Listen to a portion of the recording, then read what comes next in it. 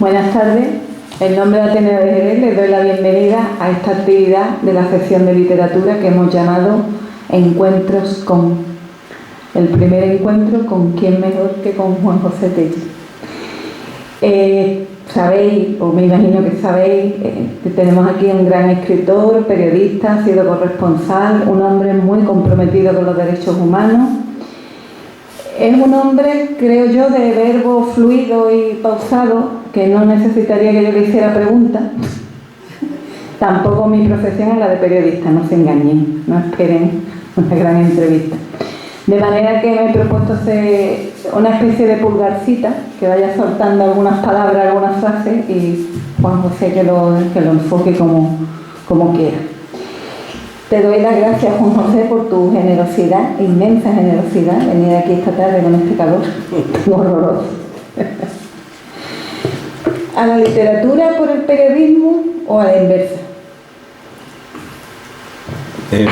En primer lugar, buenas tardes. Muchas gracias, Margarita, por la invitación al Ateneo de Jerez. No es la primera vez que participo en las actividades del Ateneo, pero es la primera vez que visito esta sede, así que enhorabuena por tenerla, que no siempre es fácil encontrar cobijo en estos tiempos hostiles para casi todo lo que tenga que ver con la sensibilidad, con la inteligencia, con la razón y con el corazón.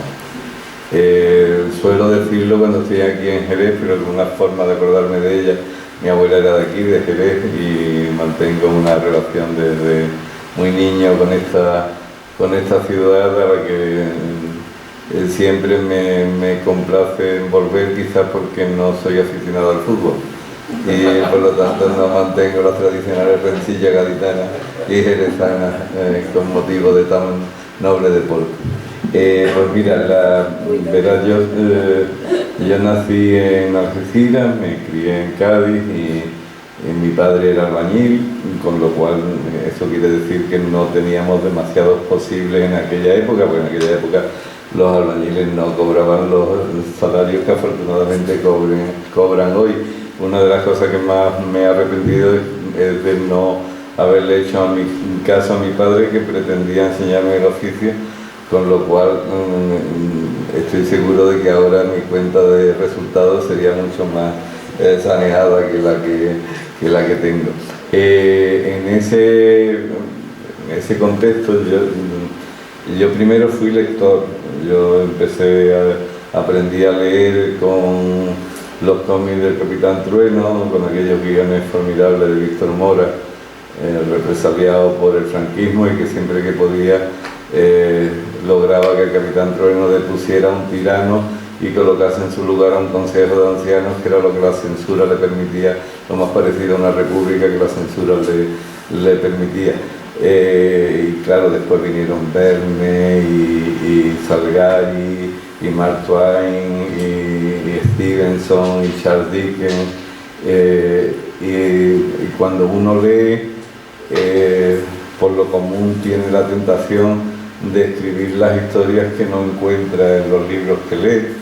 Y yo, siendo adolescente en Cádiz, porque nos mudamos, mi padre lo trajeron a hacer la Barriada de la Paz en Cádiz, y yo cumplí 12 años ahí enfrente. Y claro, yo con 14 años quería ser escritor, lo cual, como también la educación familiar me dio algo tan insensato como la sensatez, pues me dio por pensar que en España, como dijo el clásico, escribir es llorar, y difícilmente como escritor uno puede ganarse la vida. Esa vieja costumbre de nuestro instinto de supervivencia. Y pensé, equivocadamente, ¿qué es lo más parecido a ser escritor? Periodista. Y algo más parecido de lo que se pueda vivir del viejo arte de juntar palabras, y desde entonces pretendí ser periodista.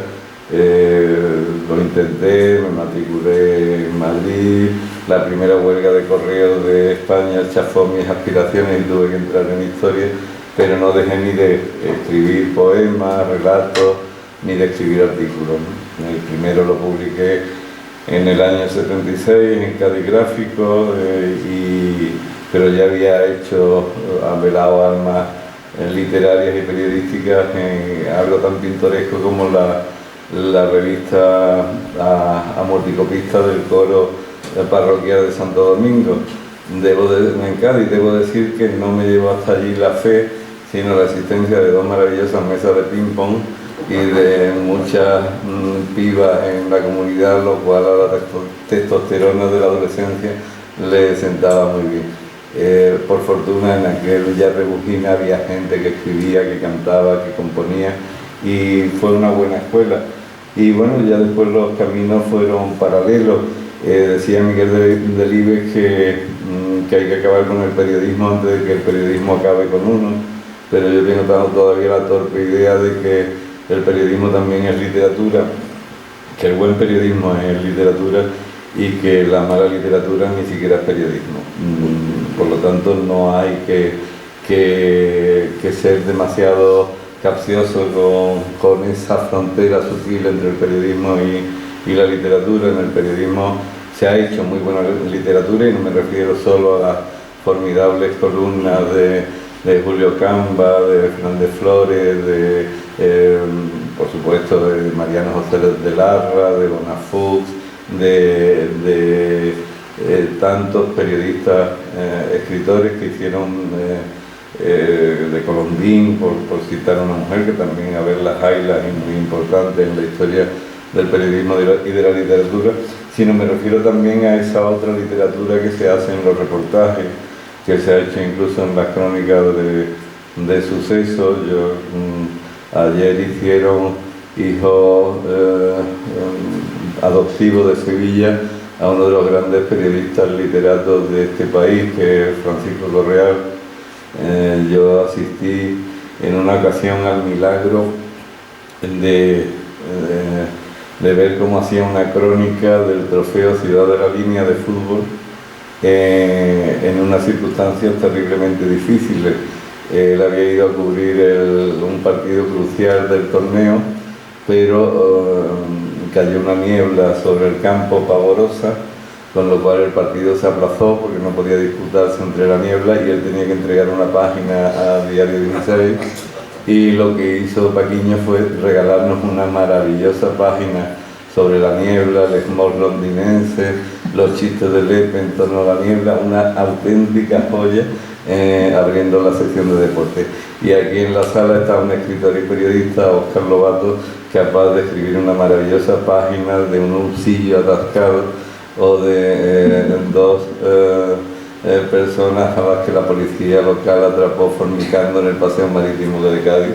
Y siendo excelentes sus novelas, sus artículos también. No hay, creo yo, una diferencia entre los géneros, sino una diferencia crucial entre la calidad, entre tener calidad o no tenerla. Yo no la tengo. Eso dices tú. ¿Cuáles son tus maestros literarios? Bueno, principalmente los libros que leí.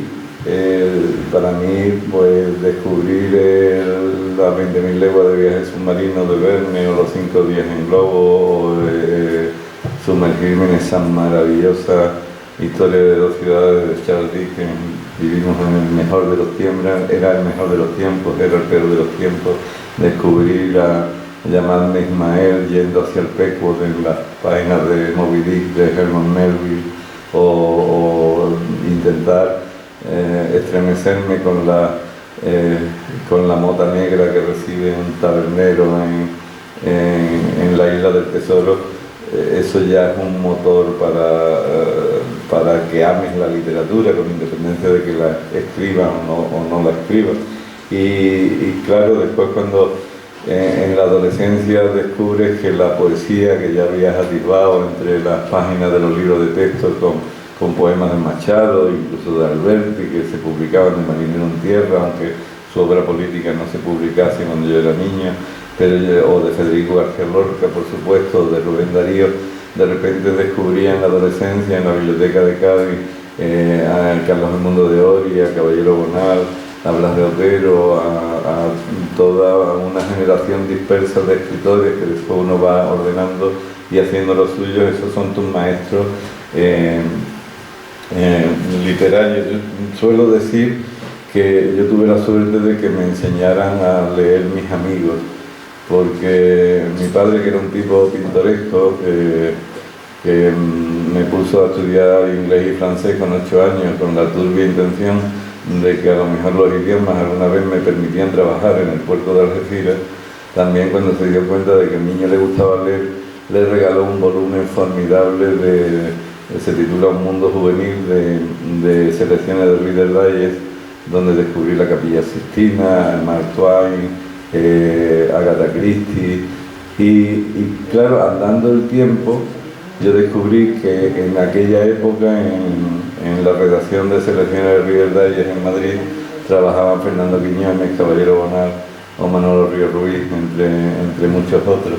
Y siempre juego en mi imaginario a pensar que aquellos que luego serían mis amigos me enseñaron a leer cuando todavía no lo era, o a descubrir otras lecturas distintas a las que un niño de 10 años podría asomarse. Más que mi maestro, mi otro padre mi segundo padre fue Fernando Quiñones. Yo suelo decir que cuando alguien en Cádiz, en aquella época, con 16 años, había decidido ya dar el paso de salir de la poesía secreta y de buscar cenáculos literarios, en aquel momento había dos posibilidades. Una era caer en el círculo de José María Pemán y otra en el de Fernando Quiñones, y yo tuve suerte.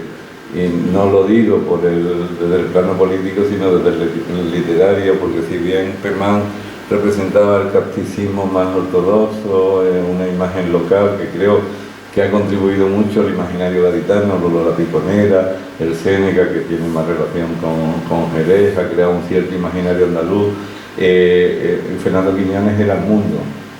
Pemán representaba el Cádiz de puertas adentro y Fernando Quiñones era el Cádiz de puertas afuera, era la puerta del mar, era ese Cádiz que sabe que el Guadalquivir desemboca en el Caribe y en el Mar de la Plata, y no estrictamente en Sanlúcar. Era el Cádiz que me invitaba a buscar otros mundos y traerlos a mi guarida, a hacerlos míos.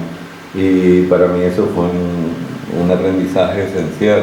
Pues bueno, muchos de vosotros sabéis que tuve una relación muy estrecha con Caballero Bonal, del que aprendí casi tanto de la literatura como de la vida. Bueno, en el caso de Quiñones igual, ¿no? Mi relación con Fernando fue tan estrecha que él sumó los restos de mi padre, recorrimos 1000 peripecias juntos, y en el caso de Caballero Bonal igual, o en el caso de Carlos Mundo de Ori, que me parece absolutamente delicioso y milagroso haber compartido con él sus juegos, su interpretación de la literatura como una travesura alegre. Desde que pasamos la pandemia especialmente, estamos todos muy empeñados en ver si el mundo cambia, que iba a cambiar de nosotros, que no ha cambiado. Yo te preguntaría, ¿la literatura puede cambiar el mundo?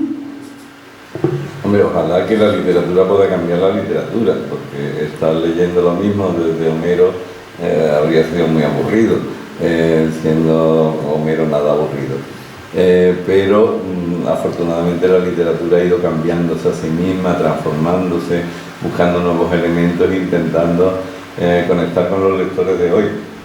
El problema es preguntarse si va a haber lectores en el futuro, porque el paradigma, el modelo de transmisión de la cultura, de comunicación humana está cambiando. Humberto Eco solía decir que no es que estuviera en contra del lenguaje audiovisual, que el ser humano se había expresado a lo largo de la historia de formas muy distintas, que se había comunicado por jeroglíficos, se seguía comunicando por ideogramas, y a fin de cuentas el lenguaje audiovisual era un lenguaje más, a menudo muy narrativo y a menudo muy literario, pero distinto. Decía Humberto Eco que el problema del lenguaje audiovisual es que a través del mismo no se pueden construir oraciones yuxtapuestas. y sin oraciones yuxtapuestas no se puede fabricar un pensamiento complejo.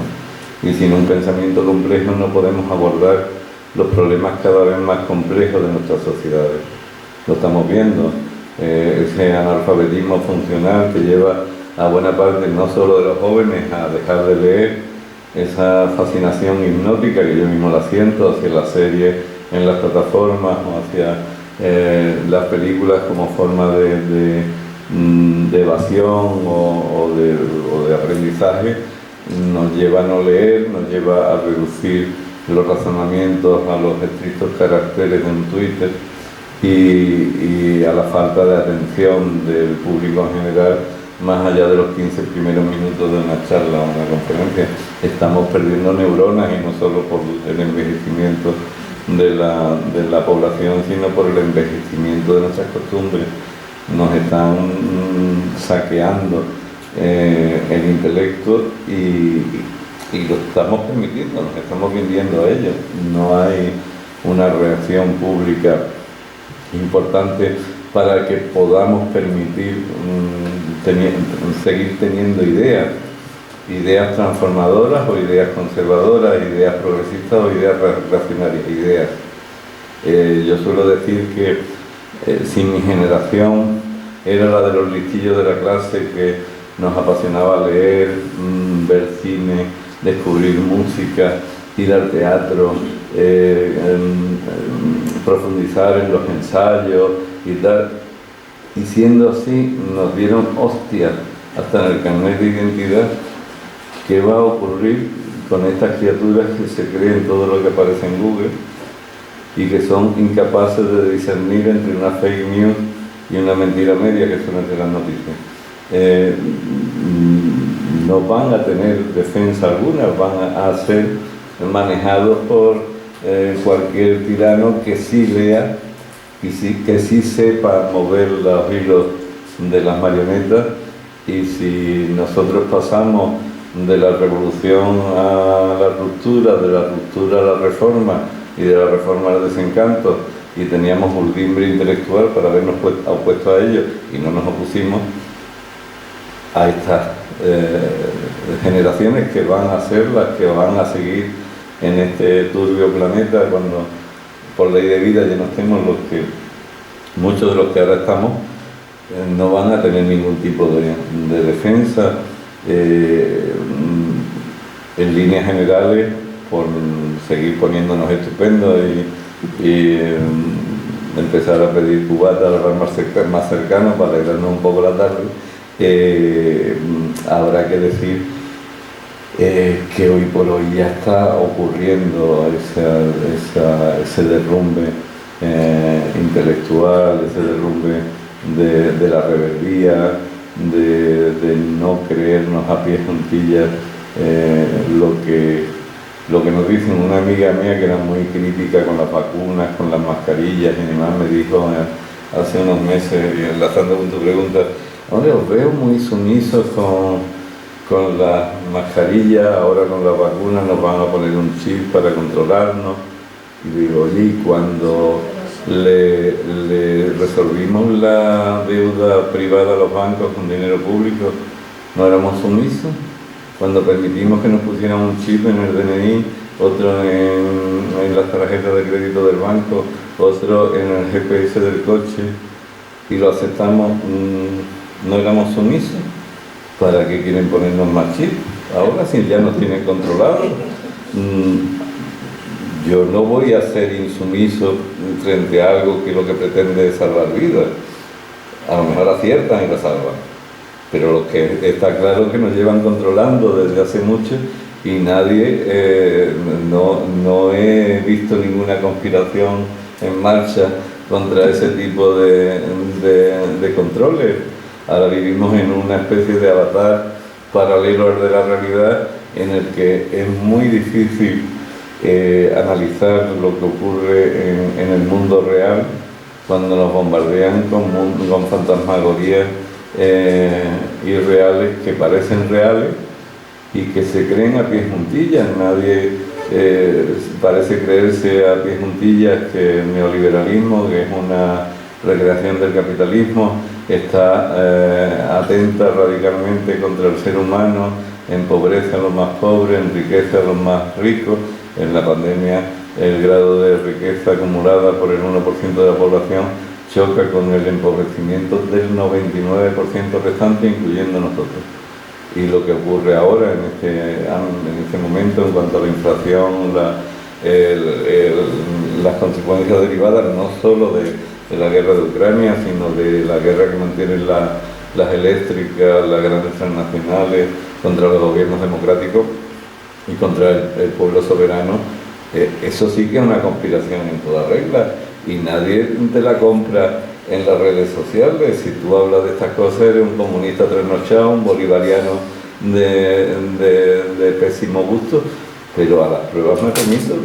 A mí no me está afectando tanto que el huracán Filomena sea un montaje, como que, como decía Saramago hace ya 20 años, ahora que hay el mayor número de democracias formales en el mundo, nos damos cuenta de que realmente el mundo no lo gobiernan los gobiernos democráticos, sino los consejos de administración de las grandes transnacionales, de las grandes corporaciones bancarias, de las grandes eléctricas, consejos de administración que no elegimos por sufragio universal. Decir esto parece que es una tontería. Decir que te van a poner un chip en la vacuna es algo muy serio. ¿Cuándo dirías tú que perdimos por completo el espíritu crítico? Mira, es un proceso general. Yo, en primer lugar, dudo que alguna vez hubiera el espíritu crítico a mansalva. Si hemos de creer el alto número de gente que estuvo en París en mayo del 68, allí no cabía ni un alfiler. Si hemos de creer el alto número de antifranquistas que hubo durante el franquismo, Franco no hubiera durado ni 3 meses, ni hubiera muerto en la cama. El espíritu crítico a lo largo de la historia ha estado restringido a un segmento minoritario de la población. ¿Qué hizo caer a la dictadura tras la muerte de Franco? Me pregunto.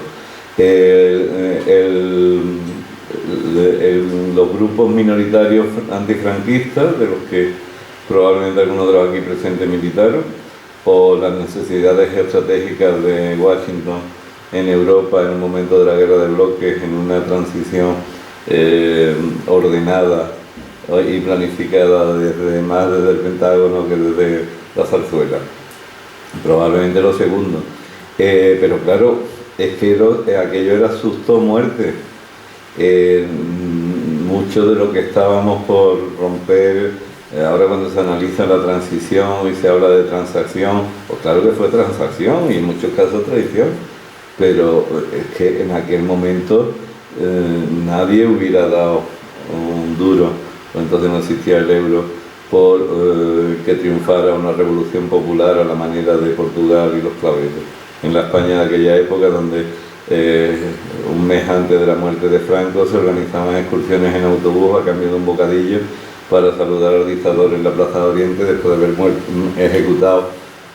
realizado las últimas ejecuciones de la época. En aquel momento se vivía estábamos pendientes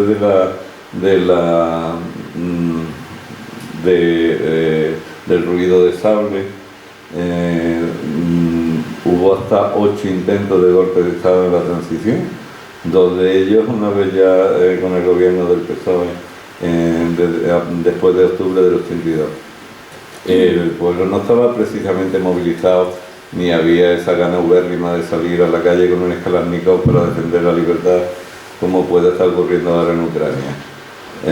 Si no se hubiera transigido, si no se hubiera traicionado tanto, probablemente la historia hubiera sido distinta, y no creo, viéndolo ahora con perspectiva y recordando lo que ocurría entonces, no creo que hubiera sido mejor. Creo que hubiera supuesto un coste de vida mucho más alto del que hubo mucho. Se habla de la transición como una especie de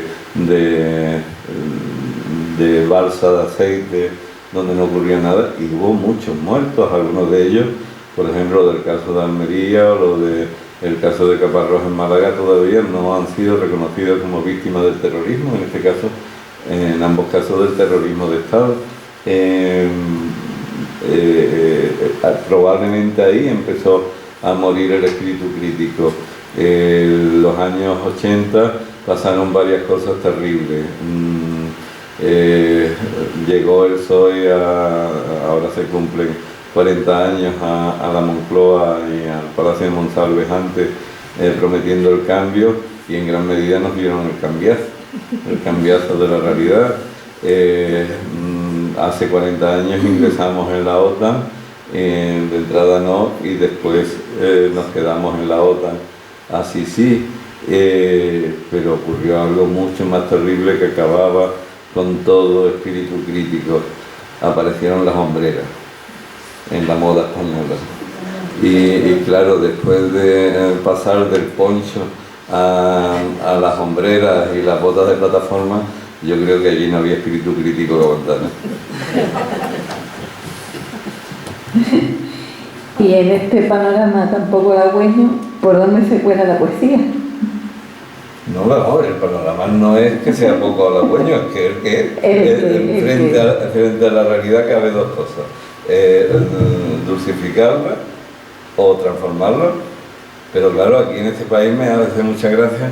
Yo fui muy crítico con el PSOE cuando el PSOE renovaba mayorías absolutas, pero claro, cuando la desembocadura de todo aquel espíritu crítico contra el espíritu acomodaticio de este país, el hecho de que un gobierno de izquierdas promoviera costumbres muy tradicionales y muy conservadoras, y no entro en cuáles son esas costumbres, en que adocenara, en que se desactivara la sociedad civil, cuando quienes nos implicamos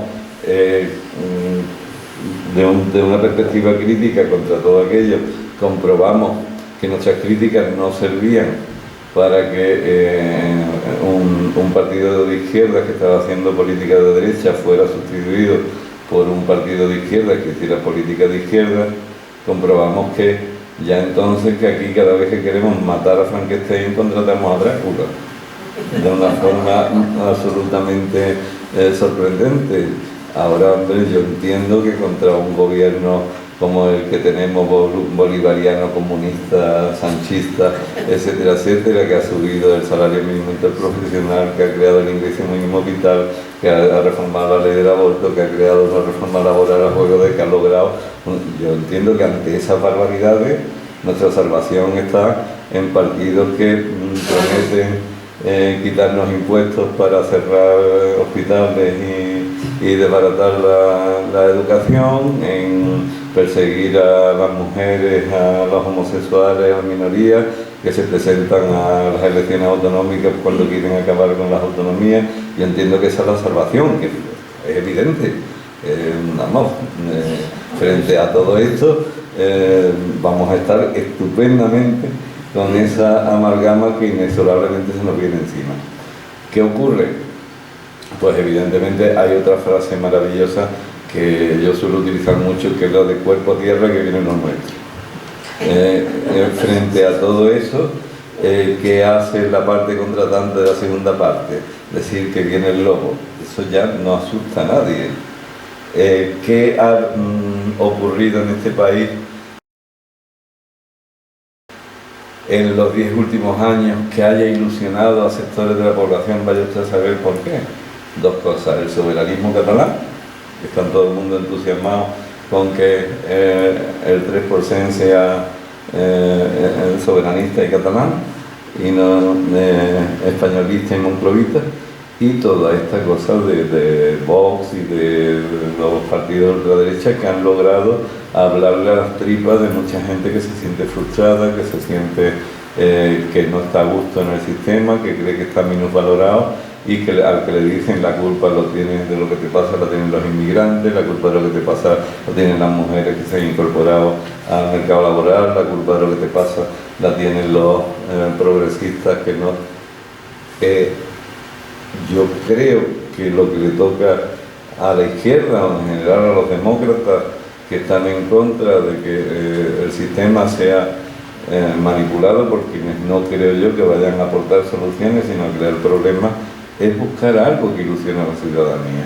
Es orear la vieja habitación de la izquierda o de los sectores progresistas, incluso de la derecha democrática, orear esa vieja habitación, sacar del desván las pelucas antiguas, las viejas consignas del siglo XIX y adecuar el mensaje al siglo XXI, crear nuevas utopías en el siglo XXI.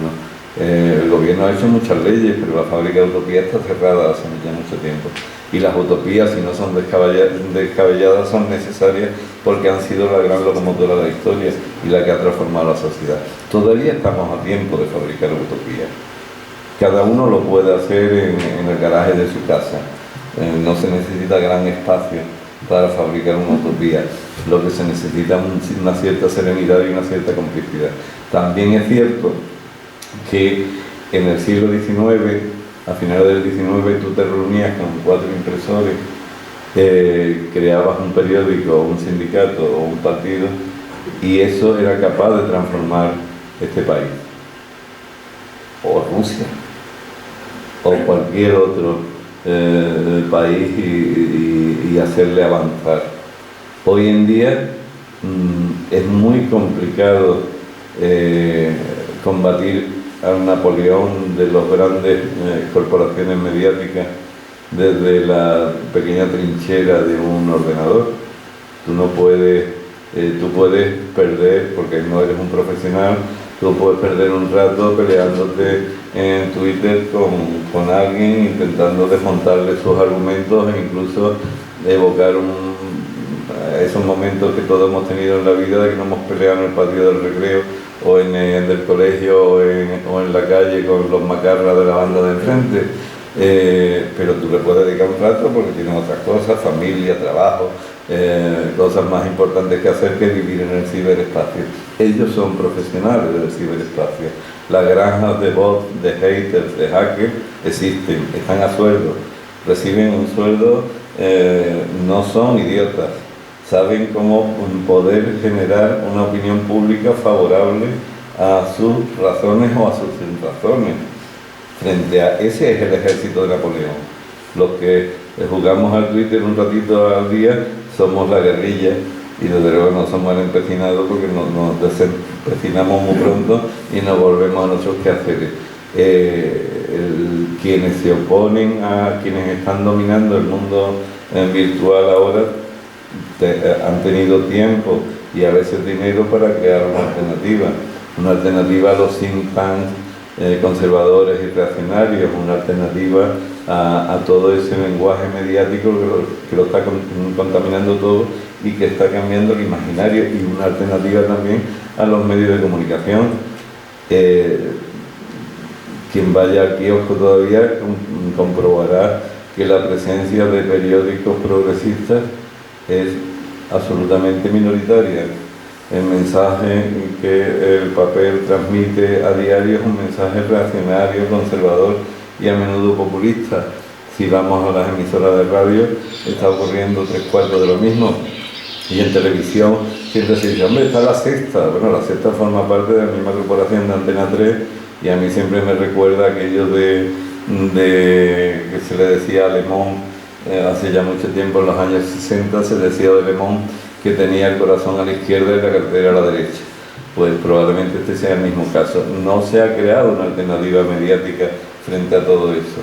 ¿Dónde están los periodistas progresistas que se han arriesgado a intentar escribir sin bozal o con un bozal pequeñito, modelo mascarilla de COVID? ¿Dónde están los periodistas que han hecho periodismo de investigación en buena parte?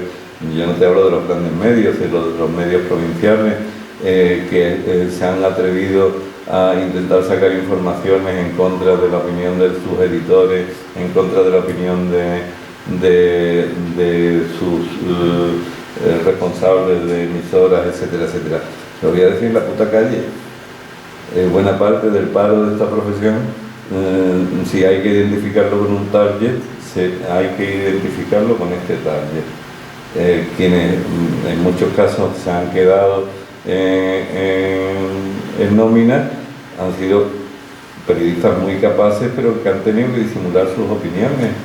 Cuando yo empecé a interesarme por el periodismo, que era todavía la dictadura de Franco, tú leías Pueblo o El Ya o Informaciones, y en el mismo periódico, o incluso el Arriba, que era del Frente de Juventudes, el Arriba, el suplemento cultural, lo llevaban dos tipos del Partido Comunista, Félix Población y Javier Villán, que lleva muchos años haciendo crítica de toros y de teatro en el mundo. Había unas opiniones plurales e informaciones plurales. Ahora llegas a cualquier medio y aquel, no te digo ya el columnista de opinión, sino el botones de guardia, que no piense como el presidente del Consejo de Administración, está en la puñetera calle en cuanto se escantille o alguien descubra cómo realmente piensa. Esta es la triste realidad de un oficio que debería ser garante del artículo 20 de la Constitución española y que desgraciadamente no lo es. En el mes de marzo, Ateneo de Jerez tuvo el atrevimiento de lanzar, ya tuviste noticia de ello, la revista En Verso. Un atrevimiento, son malos tiempos para la lírica, como decía Germán Copín, o hay un resurgir de la poesía. Bueno, los de malos tiempos para la lírica lo decía más bien Bertolt Brecht, casi un siglo antes. Malos tiempos para la lírica ha habido siempre. Se preguntaba Bertolt Brecht, ¿se escribirá también en los malos tiempos? Y se respondía, se escribirá también sobre los malos tiempos. Y quizás ahí también contesto a tu pregunta anterior, la poesía no tiene necesariamente nada que ver con la realidad. La poesía obedece es algo que tiene más que ver con lo individual que con lo público, desde mi punto de vista. Claro que puedes escribir poemas que llamen a la revolución, pero les garantizo un éxito escaso. Yo suelo decir que cuando me preguntan, bueno, ¿y con qué género te sientes más identificado? ¿Con el periodismo, con el relato, con la poesía? Claro, digo, hombre, yo probablemente, si quiero transformar la realidad, escribo un artículo o un reportaje, que tampoco tendré éxito a la hora de transformar la realidad, pero me garantiza al menos comunicar esa frustración o ese malestar a más audiencia que la que pueda tener un poema o un relato. Si quieres declarar tu amor ferviente por alguien, vas a tener mala suerte si lo intentas mediante un reportaje, que cabe también la posibilidad, pero es complicado.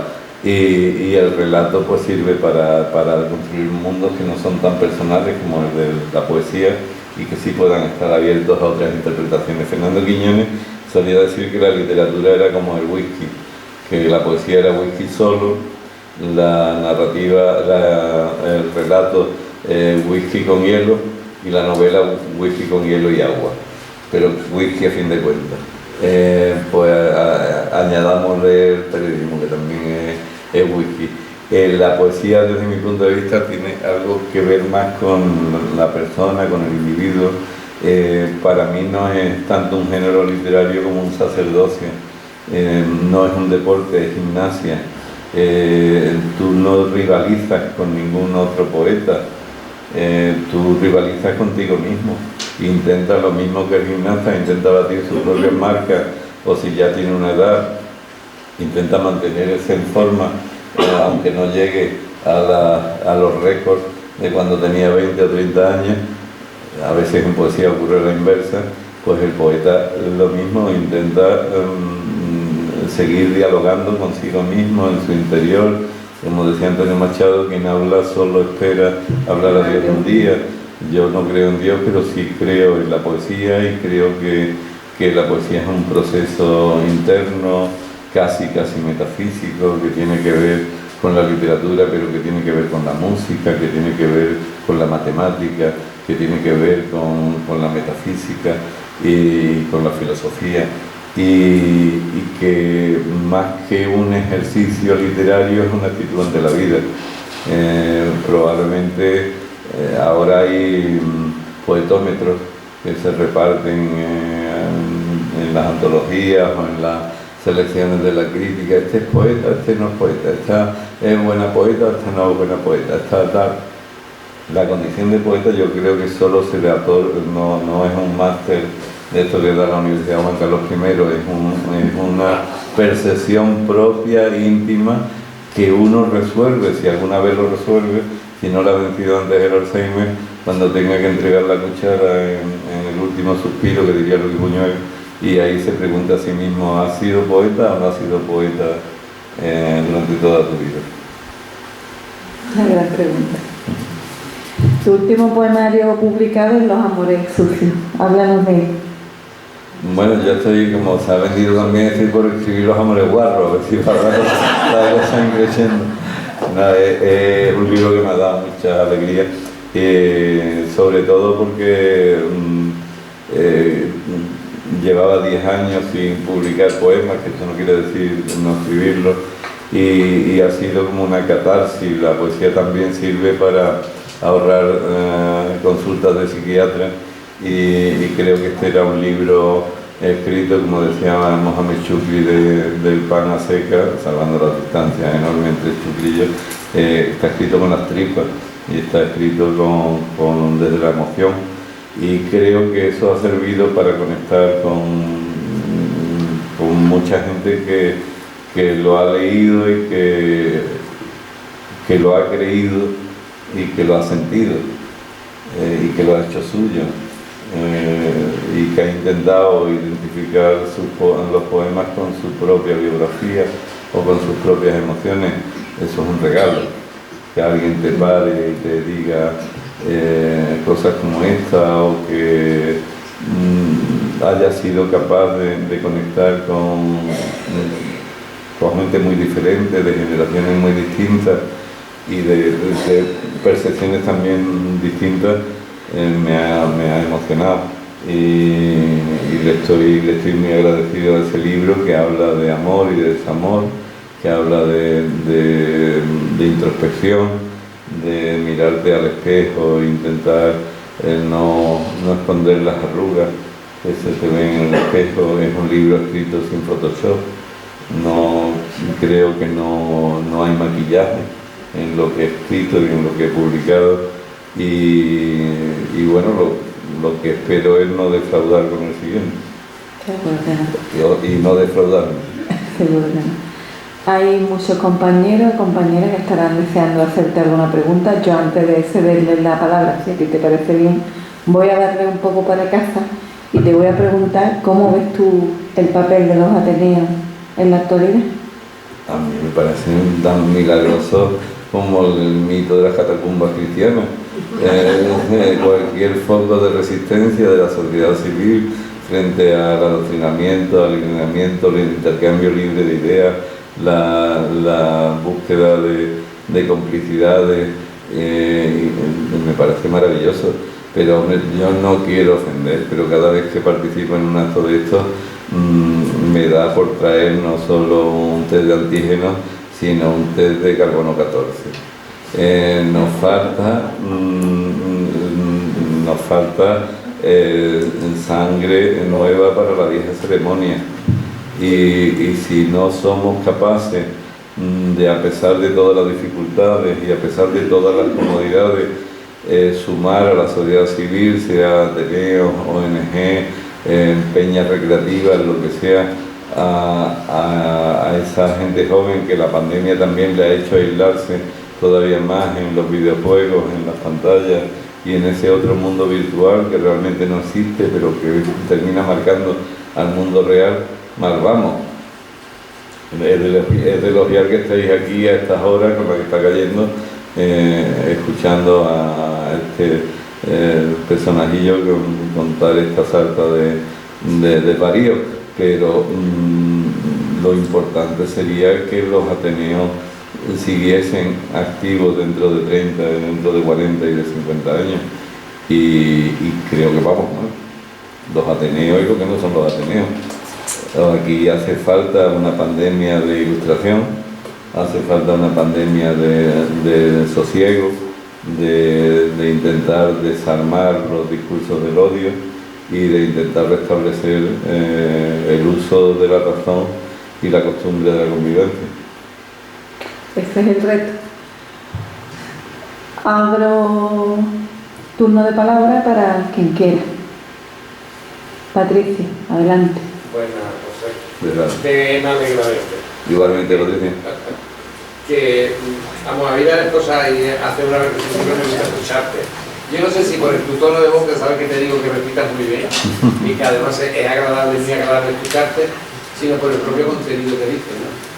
Hay algo que me ha parecido muy interesante, que además que ver comparto, es el tema del desarrollo del espíritu crítico, porque eso es lo que nos está pasando. Y es verdad que la poesía, que trabajo cuesta que la poesía desarrolle esa capacidad, ¿no? Pero es verdad que ahí estamos, ¿no? Y es verdad que tenemos un papel fundamental en la sociedad civil a través de diversos ámbitos, los ateneos, asociaciones de amigos que dan opiniones o asociaciones culturales o lo que sea, ¿no? Y esta es la pregunta que te quiero hacer, que yo... Has dicho que la poesía quizás no sea el vehículo mayor, pero sí tiene que ver, para esa transformación, pero sí tiene que ver con la alimentación filosófica, ¿no? O por esa metafísica casi, ¿no? ¿Cómo te ha alimentado a ti? Y además, en ese sentido, la poesía, para ese análisis crítico que tú sí tienes de la vida y que creo que hay que trasladar, ¿no? ¿Qué papel juegas tú o cómo intentas que eso, en los ámbitos que tú te mueves, entre ellos la Asociación Nacional de Opiniones, de la que los somos socios, aunque yo también un poco, tú sabes que yo me dedico más a la tener, pero bueno, y ya una cuestión ya personal, ¿no? Más en la línea, me encanta escucharte repitas, y entonces la pregunta que yo te hago es, ¿llega más la poesía cuando se siente y por eso la traslada como la traslada? ¿Cómo podemos hacer para que la poesía llegue a más gente? Porque es verdad que tu manera de leer poesía facilita que haya más gente que la entienda, que la sienta, ¿no? Un poquito de... Bueno, eso es para estar otra hora hablando, Patricia. Mira, yo crecí como muchos con el célebre poema de Gabriel Celaya de que la poesía era un arma cargada de futuro. Cada vez creo más que la poesía es un alma cargada de futuro, que la poesía se dirige más al yo que a nosotros, más al tú que al vosotros, y que solo sumando las distintas actitudes poéticas se logra construir el nosotros o el vosotros, pero creo que tiene algo más que ver con el individuo. Mira, poemas que hayan transformado la sociedad, pues hay poco. Hay uno de Charles Dickens que publicó en la prensa británica, en la prensa londinense en el siglo XIX, contra la esclavitud infantil de la Revolución Industrial, y que realmente fue un poema que supo transformar la realidad de la época, pero creo que después no ha habido ningún caso similar. Hay poesía que ha dado testimonio de tiempos difíciles, antes hablaba de Bertolt Brecht o muchos otros, Miguel Hernández, el propio Celaya, Blas de Otero, Rafael Alberti, pero ellos transmitían esa noticia poética de la realidad con ánimo transformador, pero nosotros ya tenemos la experiencia, valga la redundancia, empírica, de que la poesía transforma poco y que quizás el mejor, lo más útil que puede ocurrir con la poesía es que sustituyamos esa percepción tan posmoderna de la obligatoriedad de que todo llene estadios. Si algo no llena estadios o si algo no tiene millones de likes en YouTube, no sirve. La poesía nos dice que quizás valdría más llenar corazones que estadios, aunque eso no cuente en la estadística, aunque eso no aparezca en las primeras planas. Creo fervientemente en la Mona Lisa con pastel o sin pastel sobre su rostro. Los turistas japoneses o no se arremolinan en torno a ella hasta el punto de que suele ser difícil contemplar a la Mona Lisa entre esa lluvia de turistas. Pero digo yo, ¿las gaitas castoreñas no tienen también su aquel? Las gaitas castoreñas tienen que exhibirse en el Louvre. Todos los futbolistas tienen que estar en el Wanda Metropolitano. No puede haber un futbolista en una cancha de un barrio. No podemos dirigirnos a quienes tenemos más cerca y no tener ese afán rubicundo de que nos escuchen en Nueva Zelanda. Creo que esas son grandes preguntas que sí puede formular la poesía y que de hecho creo que la formula, y gente con mucha más sensibilidad que yo lo hace y lo transmite, y que son las que interesan para la transformación de algo fundamental. Urge transformar la realidad porque nos estamos quedando sin planeta, nos estamos quedando sin esperanza, nos estamos quedando sin grandes posibilidades reales de ese mito decimonónico también de acabar con la pobreza y con la marginación de las minorías. Lo estamos sustituyendo por un mundo en donde la doctrina al uso de Donald Trump y la de los grandes hechiceros de la tribu que ahora nos hablan desde las grandes plataformas virtuales. Eso hay que transformarlo y se puede hacer de dos formas. De una forma ubérrima política, como diría César Vallejo, actuando en la sociedad, transformando la sociedad civil, creando adictos a las libertades, a la democracia, esa vieja consigna todavía por llevar a la realidad de libertad, igualdad y fraternidad, creando adictos hacia eso, o bien transformando la intimidad de cada uno de nosotros para que esa gente transformada que cambie los valores del neocapitalismo y de los valores del consumo, que crean el valor de la utopía, que crean el valor de las ideas, sean capaces de sumarse a otros para transformar la realidad.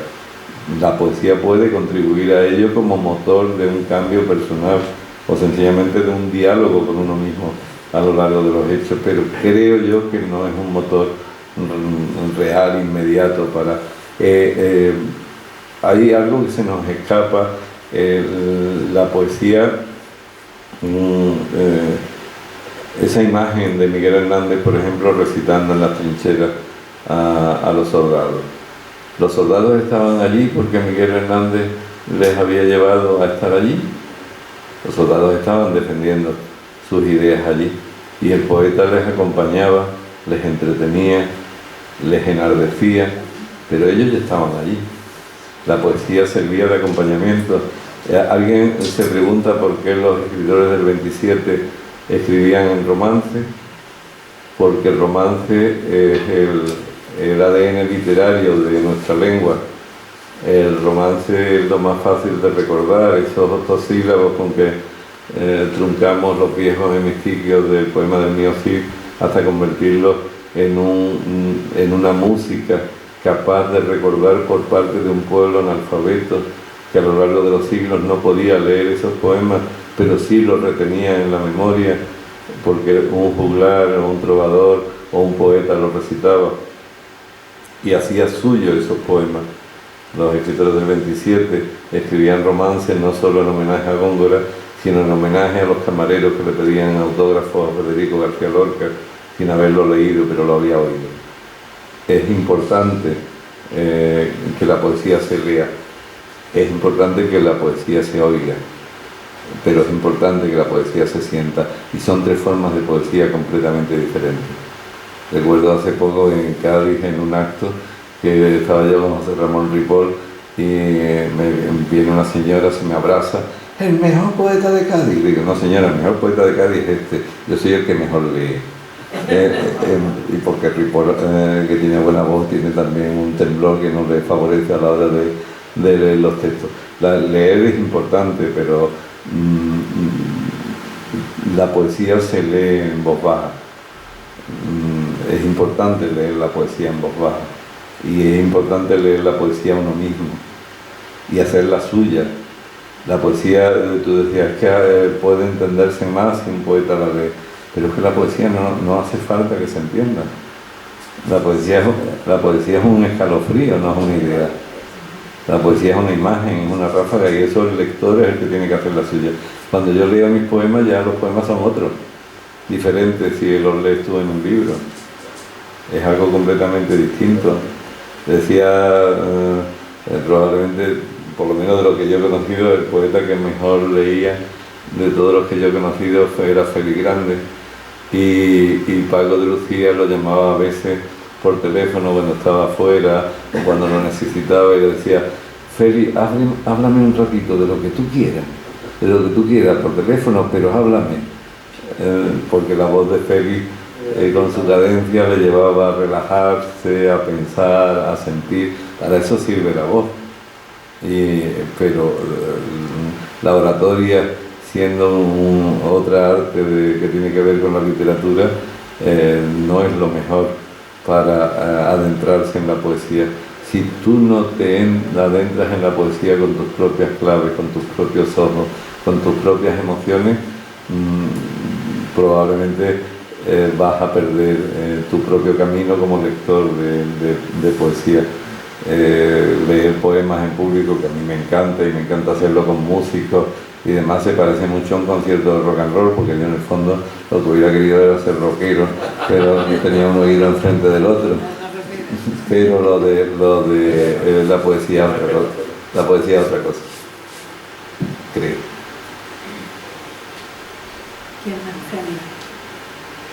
¿Quién se anima? Aprovecha la oportunidad, que no siempre Mercedes. ¿Nos puedes hablar un poco de la mejor utopía de esas que están encerradas, la que a ti te gustaría más que se lanzase? Pues, Realizable, ¿no? pues yo creo que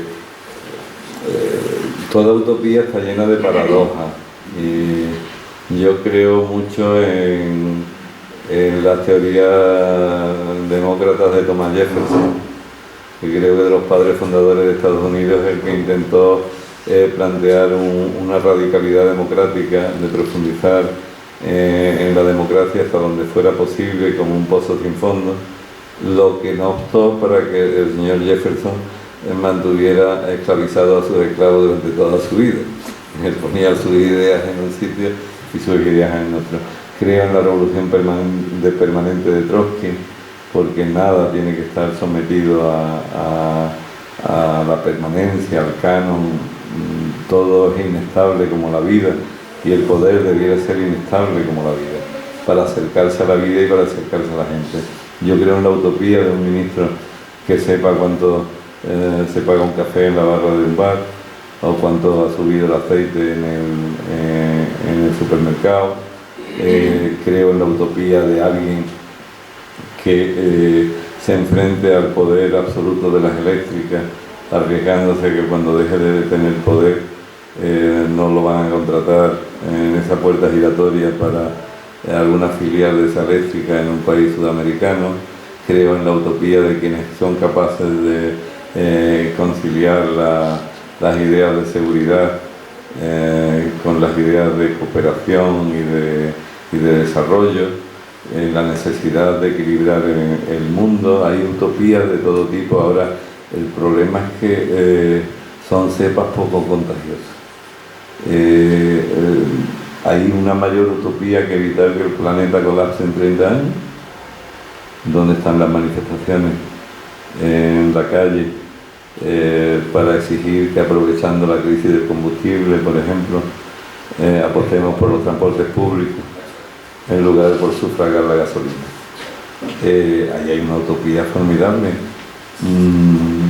y nos va en ello la vida, y ni siquiera somos capaces de emocionar con la posibilidad real de que el Armagedón nos aguarde dentro de 3 décadas o de 4, sin necesidad de que un meteorito acabe con nosotros como los actuales dinosaurios de la historia. En este país pues hay pequeñas, grandes utopías, como acabar, como dejar de decir que vamos a acabar con la corrupción y empezar a decir que vamos a intentar crear un país con una corrupción sostenible. ¿Por qué? Pues os lo explico. Yo lo llevo diciendo hace 20 o 30 años a todos mis amigos políticos que dicen vamos a acabar con la corrupción. Y digo, no digas eso, porque la gente que os tiene que votar dice sí, cuando llegue al poder va a acabar con la corrupción del poder, va a acabar con la mía, y yo para eso no lo voto. Creo que en un país con un 17% de economía sumergida, con unas zonas de sombra en la distribución del empleo real y del subempleo mafioso, habría que ir pensando en cómo reconducir toda esa economía sumergida que en gran medida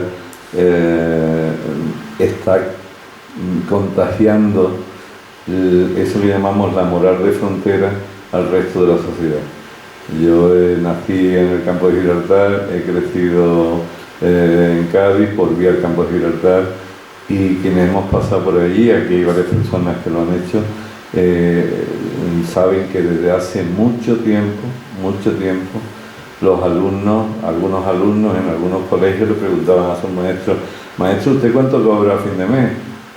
Y decían 1.500 euros, 2.000, pero si eso lo saca mi padre una noche en un alijo. Ese espíritu se ha contagiado al resto de la sociedad. No solo no se ha radicado allí, sino que nos está contagiando todo, incluso tierra adentro. Es el espíritu de ahora del niño que dice: pero si me habéis defraudado en el contrato social, si a mí me habíais dicho que si yo estudiaba, sacaba una carrera, iba a poder salir de la pobreza, iba a sacar a mis padres de las estrecheces, y ahora me veo con 2 diplomaturas, una licenciatura y 3 másteres lavando vasos en Hamburgo. Esa es una formidable utopía, la de intentar reconciliar a los jóvenes con su futuro. Y tampoco hay grandes planes para hacerlo. Es algo que está en el discurso, en el mainstream ideológico, pero tampoco hay grandes acciones públicas o privadas para intentar reconciliar a la juventud con ese contrato social que le estamos defraudando. Podemos seguir así. Puedo escribir un ensayo de utopías personales, como ves, no son nada revolucionarias. Te diría, a mí me encantaría que este país fuera republicano y no monárquico, pero tampoco confío mucho en que el presidente de la República fuera más honrado que el rey. Pero me gustaría más por limpieza democrática, porque creo que en una sociedad democrática nadie puede ocupar el poder porque la sangre, a veces hemofílica, lo haya llevado hasta un trono. O me encantaría eso, que los consejos de administración de los bancos y de las grandes corporaciones financieras e industriales y demás también se eligieran por sufragio universal, pero eso no lo va a ver nadie. ¿Las ONGs contribuyen con las utopías o las estancan? Pues a Chesterton le preguntaron una vez: ¿usted qué opina de los franceses? Y él respondió: no lo sé, no los conozco a todos. Con lo de las ONG pasa igual. Sí, de todos. La ONG, por ejemplo, la Iglesia Católica, para aprovecharse de, aparte de la casilla de IRPF que beneficia directamente a su empresa, ha creado un sinnúmero de ONG para también beneficiarse de la otra casilla. Entrando en este ámbito, todas las ONG ligadas a la Iglesia Católica no son iguales. No es lo mismo Cáritas que determinadas prelaturas ligadas a la pompa vana del Vaticano. Yo recuerdo una vez unas monjas que estaban en la región de los Grandes Lagos, y le pregunté a una de ellas qué hacían para combatir el SIDA en los años 80. Y me dije: pues ¿qué vamos a hacer? ¿Repartir preservativos? Y digo: pero madre, el Vaticano está en contra de los preservativos. Y dice: hijo mío, las noticias del Vaticano tardan muchísimo en llegar a África. Creo que en muchos casos habría que ver ONG por ONG, habría que ver activistas de ONG por activistas de ONG, porque a veces una ONG funciona muy bien en España y funciona fatal en Dinamarca, pero al menos aglutina a gente que cree en cosas, que suele creer en cosas y que intentan transformar pequeñas realidades. El problema estriba eso me lo han dicho mucha gente que está en ONG, cuando el trabajo voluntarista de las ONG le sirve de coartada a algunos gobiernos para no prestar servicios públicos. Si llevamos a un grupo de chavales a un país sudamericano a montar un centro de salud donde antes había un centro de salud público y que un gobierno se permitió cerrar y que ahora pues, lo suple con el trabajo de una ONG. En el fondo la ONG está poniendo tiritas de esparadrapo donde a lo mejor habría que intervenir quirúrgicamente desde el punto de vista administrativo y restituir el viejo centro de salud. A veces las ONG sirven de coartada, a veces de las ONG sirven de tapadera, pero bueno, ¿y las empresas? ¿Y nuestra famosa marca España? ¿Y los gobiernos? Yo tengo muchas otras prioridades para investigar y denunciar el mundo de la ONG. El mundo de la ONG, hasta donde yo lo conozco, en términos porcentuales, está más limpio que los otros mundos. Que eso no quiere decir que llega una crisis como la de Lehman Brothers, una limitación del gasto de las instituciones públicas que antes alimentaban a las ONG y las ONG tengan que salir a la calle a buscar socios porque se les viene abajo la cifra. El otro día me decía Pepe Chamizo, que está ahora presidiendo Sevilla Coge, dice, me viene uno de los tal con los presupuestos del año que viene. Y le digo, pero chiquillos, nosotros qué sabemos que vamos a tener el año que viene. ¿Alguien puede imaginar que un gobierno en Andalucía, gobernado por Vox, vaya a seguir apoyando a las ONG pro-inmigrantes? Probablemente no. Y probablemente ONG como Andalucía Coge, como Sevilla Coge, como la PDH tengan que buscar recursos alternativos si quieren seguir funcionando como ONG. A mí eso es lo que me preocupa, más que una ONG u otra cumpla o incumpla con sus propios estatutos.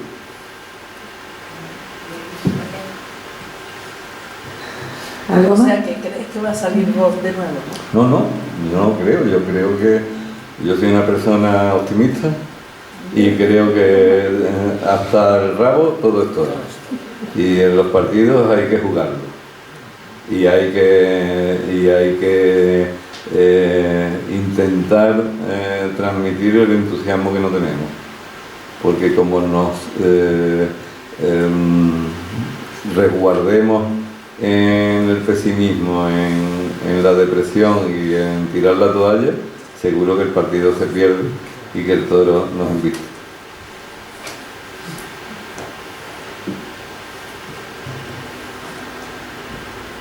Sí, allí en el fondo. No sé si Paz. se me oye. Sí. Sí, sí.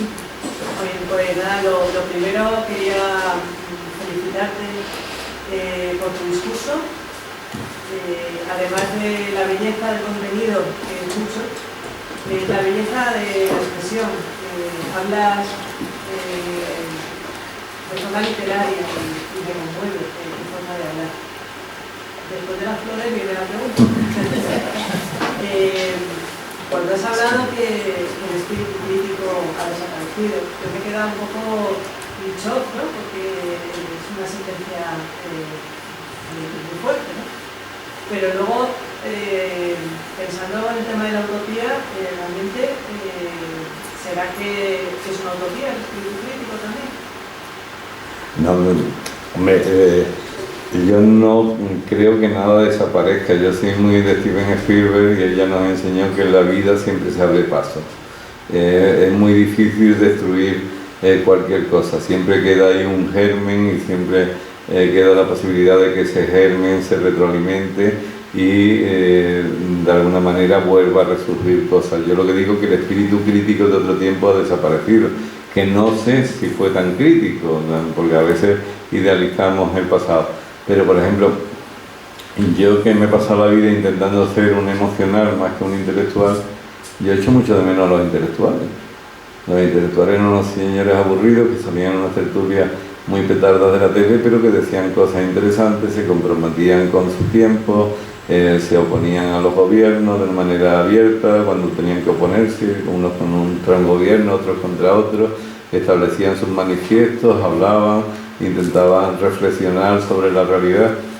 ¿Es que ya no hay intelectuales? No, probablemente es que ya no tengan una voz en el foro público, en el ágora. Probablemente no la tienen porque cada vez menos les interesa a la gente que alguien te cuente cómo pueda resolver los problemas de la historia, los problemas de las sociedades. Yo creo que sigue existiendo espíritu crítico, pero una cosa, el espíritu crítico de por sí, sin otro tipo de complemento, nos puede llevar al nihilismo, como sin la kriptonita Superman podía convertirse en un semidios. Ese espíritu crítico, por ejemplo, en abstracto, es el que lleva a muchos jóvenes a querer a pie juntilla lo que le dicen en las redes, a rechazar completamente los impuestos porque los consideran injustos, a creer que la sanidad pública cae del cielo, que la educación, que las carreteras caen del cielo y que lo importante es tomar el dinero y correr, que todos los políticos son unos corruptos que quieren robar el dinero a los pobres y que hay unos seres maravillosos que son los Robin Hood de nuestro tiempo que quieren quitarle el dinero a los poderosos para repartirlos en cañas de cerveza por las terrazas de Madrid. Ese espíritu crítico es el que está ahora mismo emergiendo hacia un segmento de la sociedad, de la política. Ese es el espíritu crítico que impulsa a la extrema derecha y que ya lo ha hecho en otros países de Europa, que ya lo hizo en el pasado. Y hay una acomodación a ese espíritu crítico. Yo suelo decir que en principio yo soy, a menos tengo un 50%, porque me hice un estudio de ADN, que soy ibérico, en paleta ibérica tradicional. Soy hasta ahora heterosexual, blanco, de una economía más o menos adecuada, aunque el Chipi, el cantón de la canalla, suele decir que cualquier día voy a ser como los youtubers y me voy a ir a Andorra con todas mis deudas. Es decir, que tengo un target, que dicen ahora los finos, idóneo para votar a un partido neoliberal de derecha extrema o de extrema derecha. No lo hago por educación, por principios, por convicciones, porque creo, a menos que me demuestren lo contrario, de que eso no, en el fondo, ni me va a beneficiar a mí ni a mis compañeros y compañeras de viaje en la vida. Pero obedezco a ese target. El problema es cuando uno recuerda que el partido nazi, cuando llega, que no estoy comparando a los nazis con esta gente, son dos momentos históricos distintos y aquellos tenían uniformes mucho más vistosos. Cuando llegan al poder en la Alemania después de la República de Weimar, uno de los apoyos que tuvieron fue el de la Asociación Nacional Judía. La Asociación Nacional Judía estaba integrada por una serie de empresarios judíos que decían que ya estaba bien eso del éxodo y del sionismo, de volver a Israel, que después de tantos siglos lo que había que hacer era enraizarse en las sociedades donde vivían y comprometerse profundamente con esas sociedades. Entonces ellos veían que el partido nazi era el que más posibilidades tenía de mejorar la situación en Alemania después de la corrupción de la República de Weimar, del crack del 29, de la Gran Depresión, etc. Y le decían, hombre, pero los nazis dicen que van a limitar la fortuna de los judíos, van a establecer una serie de cortapisas y tal. Bueno, eso lo decían lo de la Asociación Nacional Judía, eso lo dicen para ganar votos y tal, pero realmente esto no van a hacer nada. Toda la directiva de la Asociación Nacional de Judía murió en los campos de concentración nazi pocos años después. Que ahora, observándolo, a lo mejor es que yo estoy pasado de fecha y tengo una visión de la historia y de la vida bastante retrógrada. Me da la sensación de que las políticas que propugnan desde ese segmento de la sociedad van en contra de la mujer, van en contra de los homosexuales, de gays, lesbianas, de inmigrantes. Encontrar mujeres gays, lesbianas, inmigrantes, gitanos, votándole, me hace evocar directamente la República de Weimar y la Asociación Nacional Judía que apoyó al partido nazi, sin ánimo de compararlo, en ningún caso, ni siquiera con los uniformes. Ahí hay un espíritu crítico. Ellos actúan, no digo los dirigentes, pero los votantes de ese segmento lo hacen movidos por un espíritu crítico ante un sistema que les ha defraudado, y entienden desde esa crítica que los sindicatos no les sirven, que los partidos políticos no les sirven, que las autonomías no les sirven, algo en lo que estamos de acuerdo todos, que las diputaciones no sirven, y que el sistema no sirve y que hay que sustituirlo por, en este caso, por el pasado, porque la España que dibujan es una España de hace 50 años y no es la España de hoy. Pero esa es la utopía que han puesto en circulación, ese viaje en el tiempo, y hay quien se lo compra desde un espíritu crítico y no acomodaticio, porque están hartos, porque el sistema no les ha dado la respuesta que ellos querían. Quizás porque el sistema ha sido demasiado paternalista a lo largo de estas 4 décadas de democracia. No hemos creado ciudadanos. El sistema no se ha comportado como los ateneos en un espacio, en un ágora donde intercambiar ideas distintas y complementarias, donde identificar a la persona que no piensa como tú, no como un enemigo, sino como un adversario, en todo caso, como una contraparte o como un interlocutor. El sistema no nos ha enseñado a conocer la realidad del sistema, cómo transformarlo, cómo conservarlo. El sistema se ha limitado a ejercer una labor tutelar, no meterse en demasiados líos y salvar los restos del naufragio, del estado del bienestar, de la caída del muro, de la crisis de Lehman Brothers y de lo que le echen. Yo me pongo muchas veces en la piel de un ministro, de un alcalde, en muchos casos, y por eso nunca he participado en política, porque me da repelús, pero me pongo en su pellejo.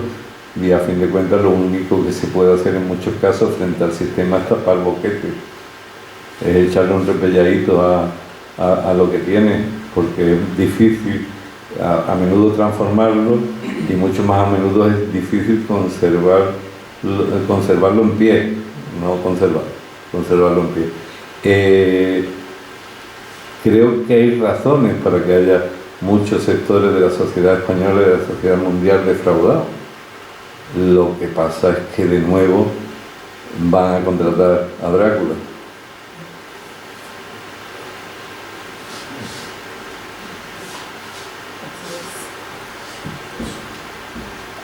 Que no decaiga. Como dice un amigo mío, de derrota en derrota hasta la masacre final. Muchas gracias.